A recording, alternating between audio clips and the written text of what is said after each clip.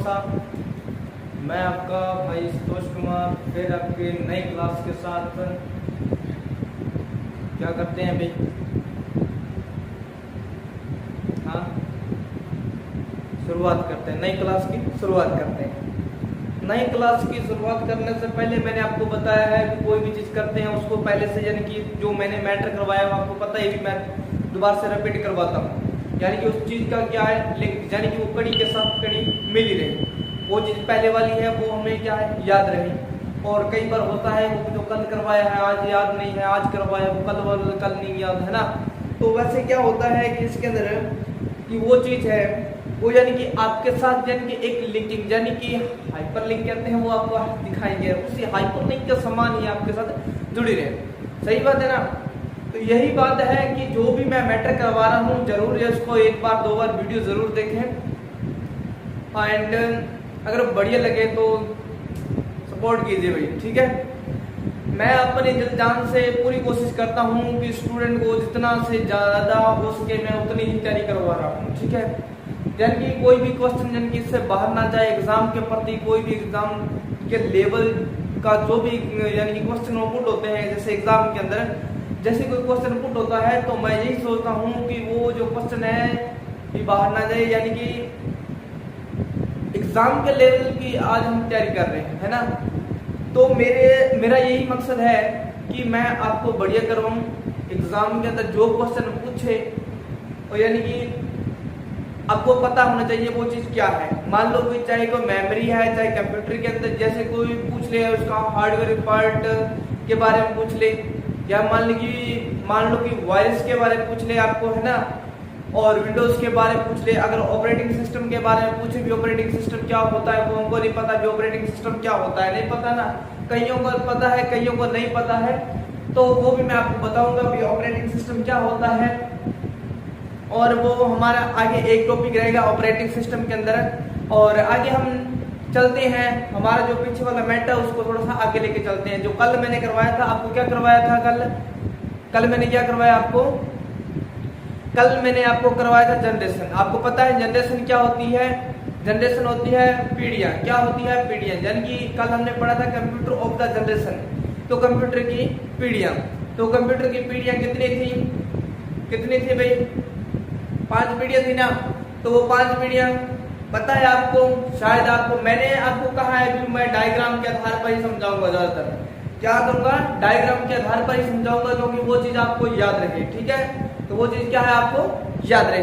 तो आज मैं कुछ रिपीट करता हूँ और उस चीज को आपने समझना है, दोबारा से समझना है। अगर किसी को समझ में नहीं आया तो आज मैं फिर थोड़ा सा रिपीट कर रहा हूँ, आगे उसकी थ्योरी लिखेंगे, ठीक है। तो नेक्स्ट टाइम इसकी थ्योरी लिखेंगे, ज्यादा टाइम नहीं लेंगे, चलते हैं आगे। तो मैं थोड़ा सा पहले वाला रिपीट कर देता हूँ, उसके बाद थोड़ा सा थ्योरी लिख लेते हैं ना। तो हम बात कर रहे थे कंप्यूटर ऑफ जनरेशन। क्या है कंप्यूटर ऑफ जनरेशन, कंप्यूटर की पीढ़ियां। तो इसके अंदर फर्स्ट टाइम क्या था, यानी कि फर्स्ट जनरेशन का टाइम क्या था। इसके अंदर हमारा ये फर्स्ट जनरेशन है, इस जनरेशन का टाइम आपको बताया है। इसका टाइम क्या था अभी, क्या था, क्योंकि इसके अंदर 142 दिया होता है, एक क्या दिया था, 194, यानी 149 या 142 भी दिया जाता है। इसका दोनों का टाइम रहेगा वो कहां तक रहेगा, 1956 के मध्य रहेगा। कहां तक रहेगा, 1956 के मध्य रहेगा। उसके बाद इसके अंदर आपको घटक बताया था, घटक इसका कौन सा था, वैक्यूम ट्यूब इसका घटक था। क्या था, वैक्यूम ट्यूब इसका घटक था, वैक्यूम ट्यूब इसका घटक था, यानी इसके चलाने का माध्यम था। इसके अंदर यानी कि डाटा स्टोरेज करने के लिए किसका, यानी कि मैग्नेटिक कॉर्ड का या मैग्नेटिक ड्रम भी बोला जाता है, मैग्नेटिक कॉर्ड या ड्रम का यूज किया गया था, ठीक है। इसके अंदर डाटा स्टोरेज। नेक्स्ट बात करते हैं इसके अंदर सेकंड जनरेशन। सेकंड जनरेशन का टाइम क्या था, सेकंड जनरेशन का टाइम आपको बताया है। सेकंड जनरेशन के अंदर आपको टाइम बताया है कि हर यानी कि चौथी जनरेशन तक आपने 10-10 साल तक आगे बढ़ते जाना है। जैसे 56 से लेके आप कहां तक जाओगे, 1965 के मध्य जाओगे। तो 1965 में कौन से घटक का यूज किया गया था, इसके अंदर जो घटक था वो आपको पता ही है, ट्रांजिस्टर। क्या था इसके अंदर, ट्रांजिस्टर था, ट्रांजिस्टर था। और इसके अंदर जो यानी कि डाटा स्टोरेज करने के लिए मैग्नेटिक क्या था भी, मैग्नेटिक डिस्क, मैग्नेटिक डिस्क या मैग्नेटिक कॉर्ड कहते हैं, ठीक है। तो उसके बाद हम थर्ड जनरेशन के अंदर चलते हैं। थर्ड जनरेशन के अंदर इसका टाइम क्या था? थर्ड जनरेशन का टाइम आपको पता है 10 साल आगे चले जाना है। कहां तक? 65 से कितना हो जाएगा? 75 हो जाएगा। 65 से कितना हो जाएगा? ये 1975 हो जाएगा। 75 के बाद जब इसके अंदर घटक कौन सा था? इसके अंदर घटक कौन सा था? इसका घटक था आईसी। आईसी इसका घटक था, इसका जब कि आईसी इंटीग्रेटेड सर्किट। क्या है? इंटीग्रेटेड सर्किट है जो इसका चलाने का मजेदार। आपको पता है कि तीसरी जनरेशन के अंदर जाकर कंप्यूटर का जो साइज था बिल्कुल छोटा हो गया था। क्या हो गया? कंप्यूटर का साइज था बिल्कुल छोटा हो गया। और इसके अंदर कौन सा घटक का यूज किया गया? आईसी। आईसी इंटीग्रेटेड सर्किट का यूज किया गया था। और इसके अंदर तीसरी जनरेशन के अंदर हमारे क्या आए थे? इसके अंदर कल आपको लिखवाया था, तीसरी जनरेशन के अंदर ही हमारे कीबोर्ड एंड माउस का यूज होने लगा। कौन सी जनरेशन के अंदर? कीबोर्ड और माउस का यूज होने लगा। एक याद रखना आपने स्क्रॉल बार कि अगर आप कंप्यूटर यूज करते हैं ना तो उसके अंदर कीबोर्ड के अंदर देखना आप स्क्रॉल बार दिया होता है। क्या दिया था? स्क्रॉल बार दिया होता है। उसका यूज करके देखना तो वो अभी सम टाइम में वो क्या है कई बार यूज नहीं होता है ना, तो कई जगह पे वो क्या है काम करता है। तो वो मैं बताऊंगा जब शॉर्टकट कीज आपको लिखवाऊंगा तो वहां पे बताऊंगा शॉर्टकट कीज के अंदर भी आपको स्क्रॉल बार क्या काम करता है ना। तो आगे हम चलते हैं। इसके अंदर यानी कि कीबोर्ड और माउस का यूज होने लगा। ठीक है, कीबोर्ड और माउस का यूज होने लगा। ये चीज आपको मैंने पहले बताया हुआ है। अब 5 जनरेशन के अंदर टाइम याद रखना है। क्या टाइम है? 75 से लेके 1975 से लेके 1990 तक। कहां तक? 1975 से लेकर 1975 से 90 तक जाना है। इसके अंदर किसका यूज हुआ था? किसका यूज हुआ भाई? VLSI very large scale integration. Very large scale integration. और ये इसके अंदर हार्ड डिस्क और उसका यूज होने लग गया था, है ना। और बाद में हम बात करते हैं 5वीं जनरेशन। 5वीं जनरेशन का टाइम था क्या था? 1990 से लेके टुडे यानी कि आज जो टाइम दो चल रहा है वो 5 जनरेशन का माना जाता है। ठीक है, आगे कुछ और नया सिस्टम अपडेट हुआ तो वो 6वीं जनरेशन के अंदर माने जाएंगे। ठीक है, तो आगे हम चलते हैं। इसके अंदर VLSI का यूज हुआ, इसके अंदर ULSI। इतना याद रखना, इसके अंदर पहले वाले VLSI आएगा और दूसरे वाले USI आएगा, ULSI आएगा, सॉरी। पहले वाले VLSI और दूसरे वाले क्या आएगा? दूसरे वाले ULSI ultra large scale integration. Ultra large scale integration, ultra large scale integration. और फर्स्ट वाले में क्या आएगा? Very large scale integration. ये याद रखना है आपने। और यानी कि ये जो इस टाइम 5 जनरेशन के अंदर जो कंप्यूटर बना था वो कौन सा बना था? हमारा सुपर कंप्यूटर बना था। कौन सा बना था? हमारा सुपर कंप्यूटर बना था। इतनी चीज आपने याद रखना है इसके अंदर। तो नेक्स्ट चलते हैं।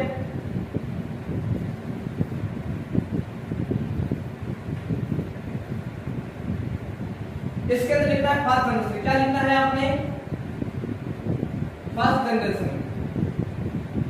फर्स्ट जनरेशन के अंदर आपने इतना ही याद रखना है। एक तो इसका टाइम क्या याद रखना है आपने? इसके अंदर इसका टाइम याद रखना है। इस टाइम के मध्य आपने इसकी क्या कहना है? इसके अंदर जो थ्योरी मैं थ्योरी लिखवा रहा हूं अभी इसकी जो यानी कि 5 हमारे कंप्यूटर है यानी कि जनरेशन है उसकी थ्योरी लिखवा रहा हूं। तो इस थ्योरी के अंदर आपने ये याद रखना है बे उसमें अगर डायग्राम से या बनी रहता है तो मैं इसकी थ्योरी के साथ में लिखवा रहा हूँ। ऐसा नहीं है भी मैं आपको अलग से लिखवा रहा हूँ। मान लो कि मुझको मैंने आपको वो मैप के जरिए बता दिया उसके बाद थ्योरी नहीं लिखवाई, है ना, तो वो वैसा नहीं करेंगे। आपको समझ में ही आना चाहिए। आपको पता है फर्स्ट जनरेशन, फर्स्ट जनरेशन के अंदर इसका जो टाइम था वो टाइम आपको पता ही है अभी 1942 का। तो या फिर दोनों ये साथ में लिख लेना है। क्या है? दोनों को साथ में लिख लेना। ऐसा तीर का निशान लगा लेना। क्या करना है? ऐसे तीर का निशान लगा लेना है। और इसके अंदर आगे कितना कर देना है आपने? 1956 कर देना है। कितना कर देना है इसके अंदर? 1956। यानी कि 1956 के अंदर ये कंप्यूटर बना। कौन सा? फर्स्ट जनरेशन का कंप्यूटर बना। यानी कि फर्स्ट जनरेशन का टाइम क्या था? 1942 से 1949 से लेकर 1956 के मध्य 56 में यानी कि 56 में इस कंप्यूटर इलेक्ट्रॉनिक क्या है? ये इलेक्ट्रॉनिक कंप्यूटर है।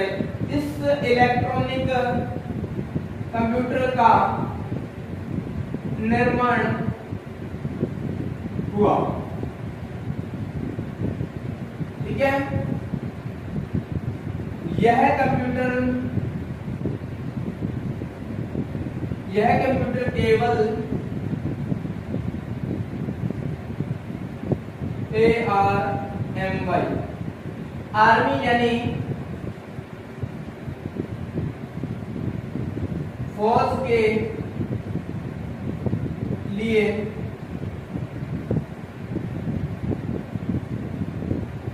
यूज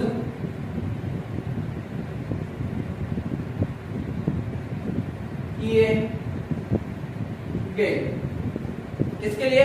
आर्मी के लिए या यूज किए गए जो फास्ट जनरेशन के अंदर जो कंप्यूटर है हमारे,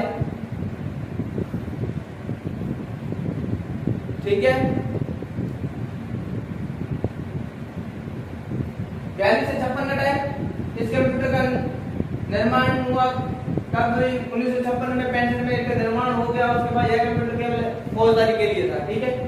तो नेक्स्ट चलते हैं।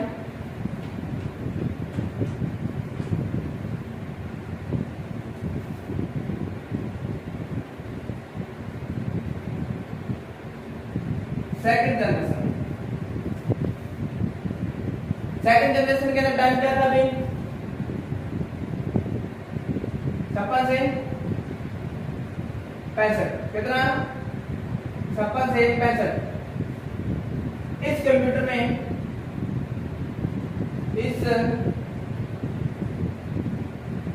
कंप्यूटर में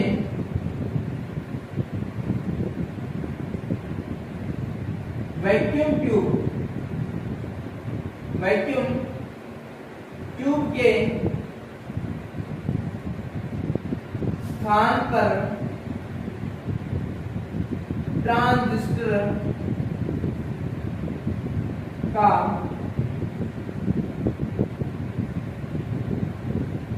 प्रयोग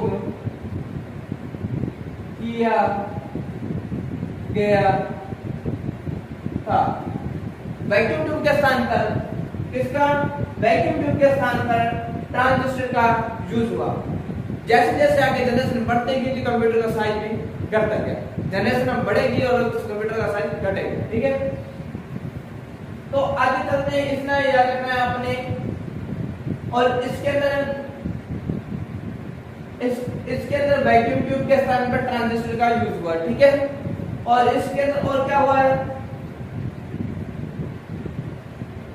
इसमें डाटा को स्टोर करने के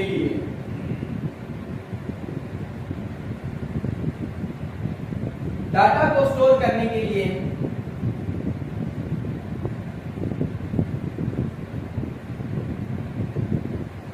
मैग्नेटिक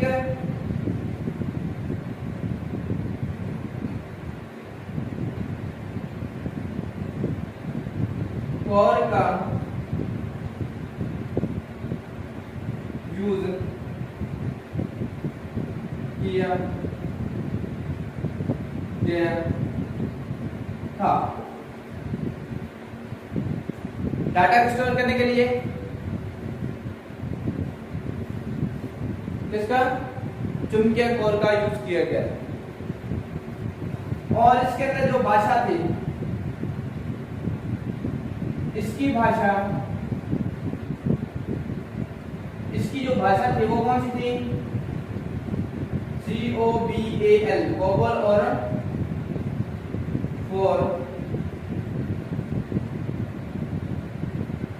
और फोर्ट्रन, ये इसकी भाषा है। और पहले वाले के अंदर फर्स्ट जनरेशन के अंदर याद रखना है, फर्स्ट जनरेशन के अंदर जो भाषा थी वो कौन सी थी? एनिक बिट था, याद रह जाएगा। अगर नहीं समझ में आ रहा है ना तो मैं थोड़ा जल्दी से करवा रहा हूँ, तो वीडियो को बैक करके थोड़ा देख लेना, ठीक है।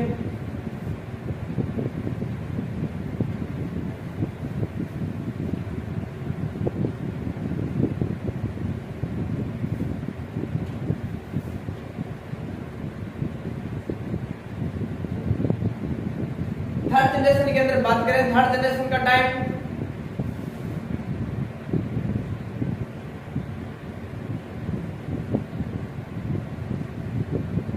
1975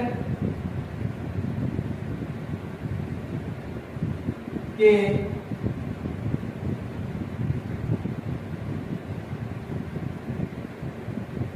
मध्य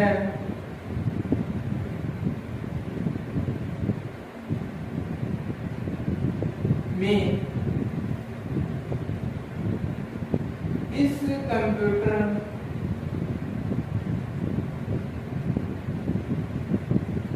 का निर्माण किया गया।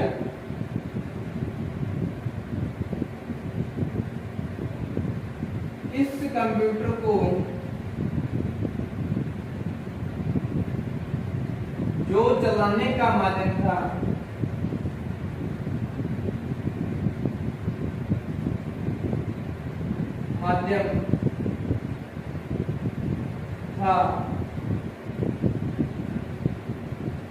उसका नाम आईसी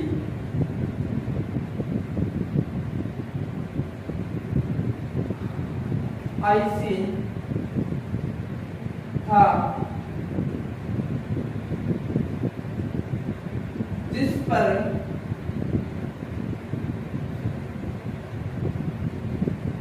कंप्यूटर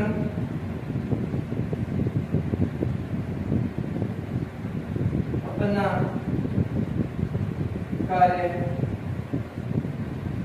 करता था। इस जनरेशन में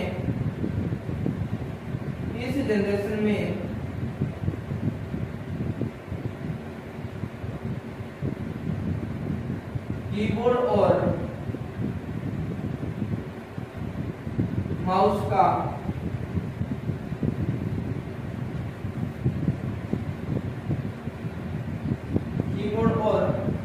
का यूज किया जाने लगा। कीबोर्ड और माउस का यूज किया जाने लगा कौन सी जनरेशन के अंदर? तीसरी जनरेशन। आईसी का यूज तीसरी जनरेशन के अंदर। टाइम इसका 1965 से 75 के मध्य है। इसके यानी कि इस तीसरी जनरेशन के अंदर माउस और कीबोर्ड कौन सी जनरेशन में आए थे? ये इस जनरेशन में आए थे, तीसरी जनरेशन के अंदर। ठीक है, ये याद रखना है। चले भी आगे, चलो हो गया नोट, तो चलते हैं आगे।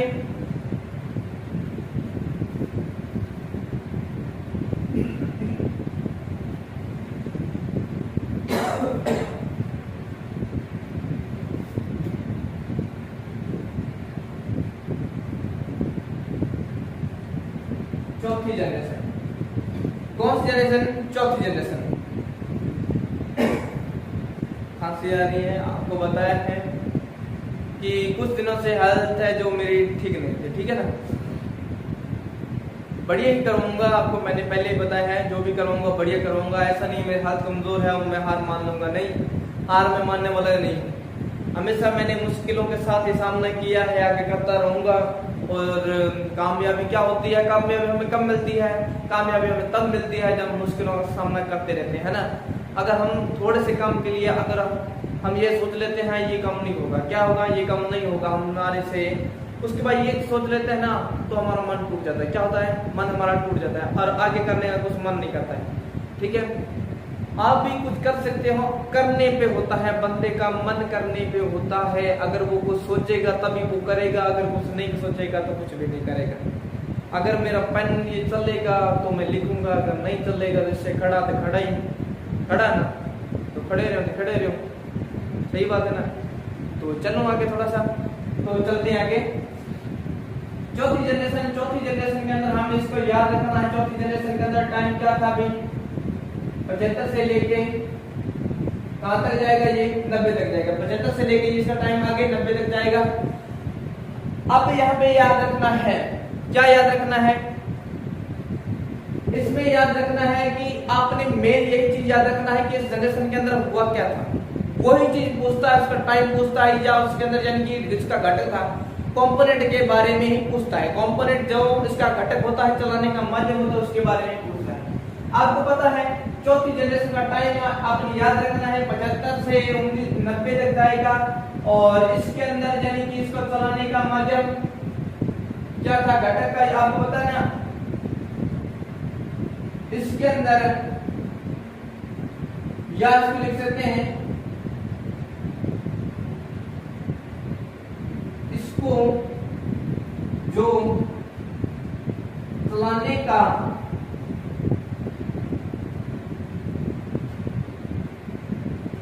माध्यम था वो क्या था भी, क्या था, लिख लो, VLSI, VLSI very large scale indicator, चलाने का माध्यम इस पे आधारित था। ठीक है,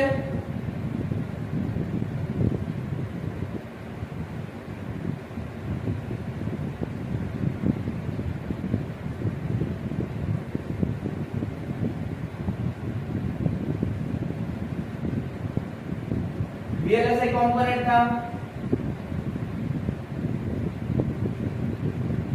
और क्या हुआ, और इसमें लिख लेना भी, यहाँ पे आर्टिक्स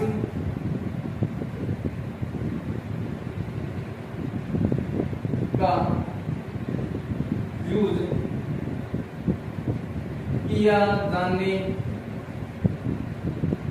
लगा, बस इतना ही याद है। ठीक है, और इसके अंदर जो भाषा थी कौन सी थी भी, सही लिख रहा हूं,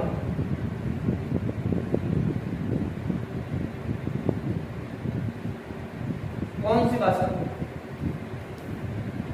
चौथी जनरेशन के अंदर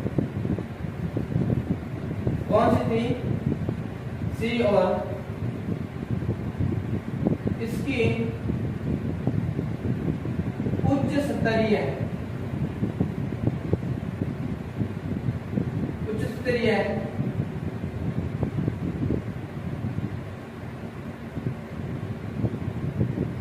लैंग्वेज सी व सी प्लस प्लस थी, सी व सी प्लस प्लस थी। ठीक है, चलो आगे चले, तो चलेंगे।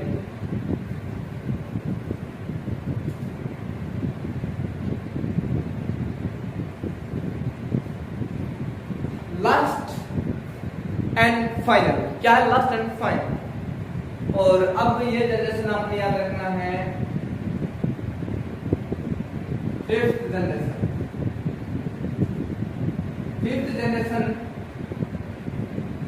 टाइम आपने याद रखना है 1990 से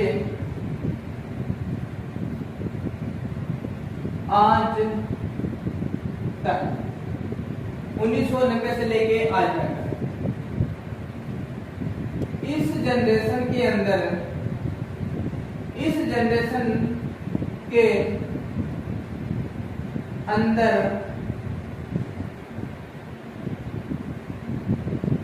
इस जनरेशन के अंदर बहुत सारे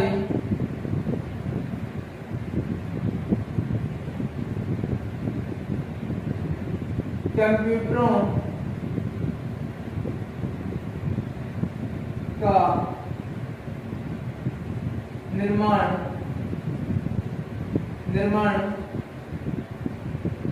हुआ। ठीक है, इस जनरेशन के अंदर बहुत सारे कंप्यूटरों का निर्माण हुआ।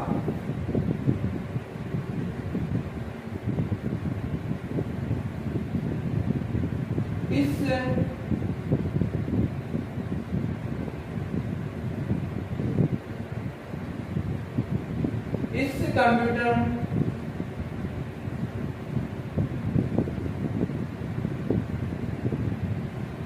कंप्यूटर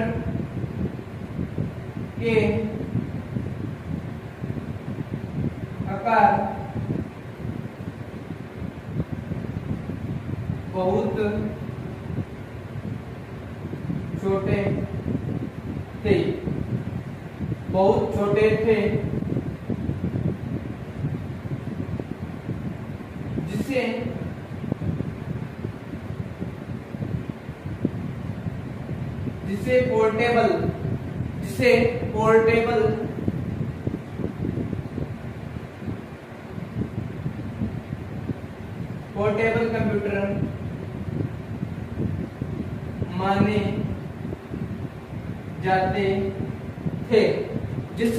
पोर्टेबल कंप्यूटर माने जाते थे, पोर्टेबल क्या होता है? अभी यहाँ पे शब्द आया पोर्टेबल।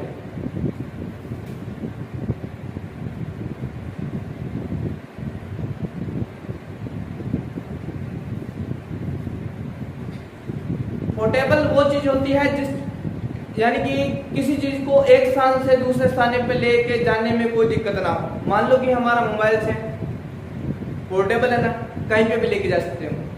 लैपटॉप है, इकट्ठा किया, बैग में डाला और कहीं पे भी लेके जा सकते हो।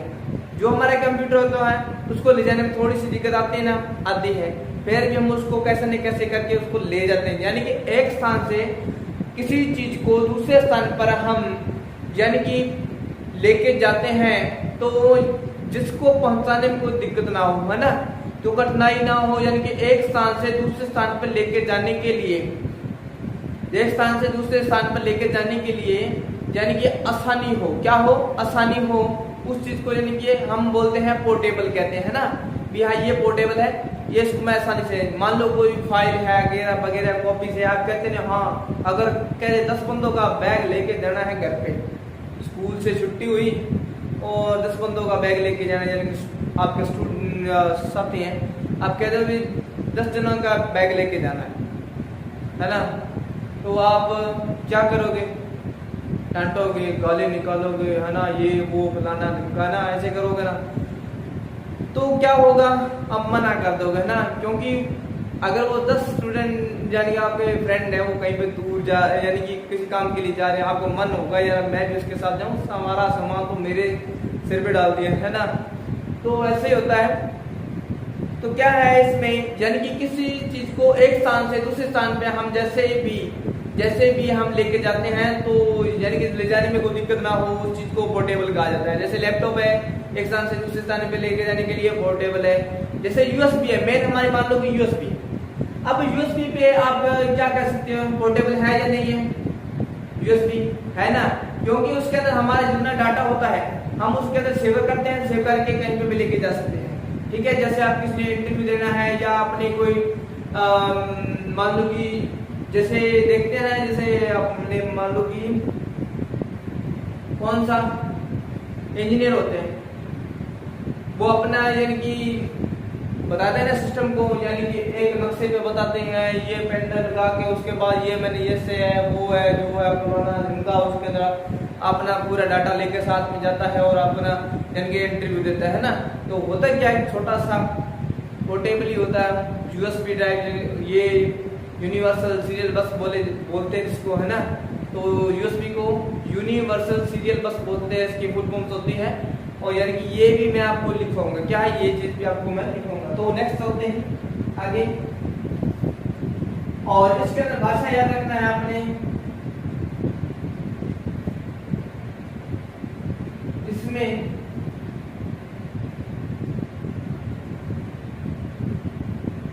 भाषा डॉट नेट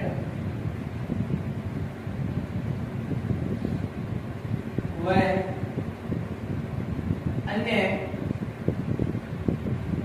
अन्य उच्च लैंग्वेज का यूज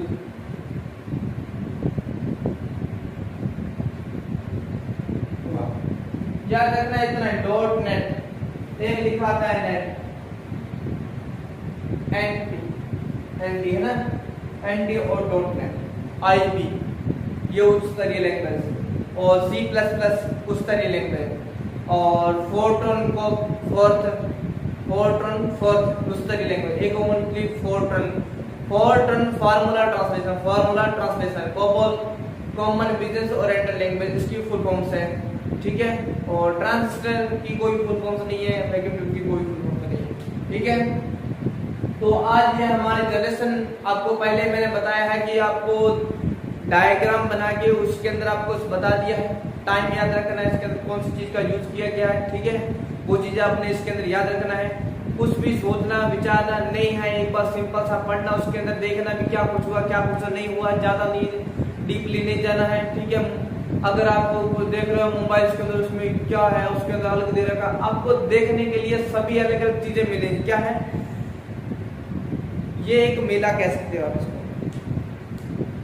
विभिन्न स्थानों पे जाओगे तो वहां पे अलग अलग आपको सिस्टम मिलेगा, है ना। तो जो चीज आपको सीखने को मिल रही है उसी पे फोकस करो, जो करवा रहा हूँ उसी पे ध्यान दो, आगे मत ध्यान दो, ठीक है ना। तो आज के लिए इतना ही, धन्यवाद। तो मिलते हैं नेक्स्ट वीडियो के साथ। अगर कहीं पे कोई मिस्टेक हो चुकी है तो सॉरी, और इस चैनल को सब्सक्राइब कीजिए और अपने आगे फ्रेंड्स को भी आगे शेयर कीजिए, ठीक है। मैं अपने दिल जान से कोशिश करके आपको ये करवा रहा हूँ, ठीक है। तो कोई भी गलती हो जाए तो प्लीज, ठीक है, मैसेज टाइप कर देना, ठीक है। तो धन्यवाद।